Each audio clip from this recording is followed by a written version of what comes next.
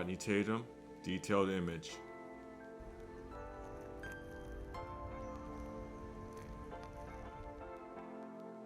You just spent $1,400 or more on a 2-stage polishing paint correction service, or you spent $2,400 on a service involving ceramic coating, or you're a DIYer and you spent 2 to 3 days in your garage polishing your car, and you're wondering, now what? How do I keep my car looking this way as long as possible? Well, I have some tips for you. I have 3 tips for you. At the very least, I would say rinse your car off with a hose. Even better, emulsify it with a soapy solution. Foam the car essentially. Especially if you're using a pressure washer, I recommend foaming the car. Do that before touching your car with a wash mitt.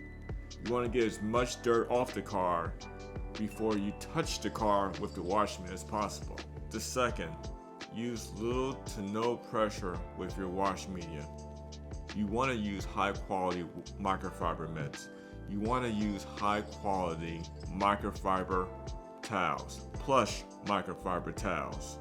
But there is no reason to be pressuring your car or grinding on your paint with your microfiber towels and wash mitt, especially if your car is ceramic coated with a real coating. With so many specialty products available, there is no need to grind on your paint. There's almost always a better solution. Even just washing your car is an exercise in mindfulness. That means exercising patience and using the right products. Number 3, do not lose your car discipline when drying the car off or between washes.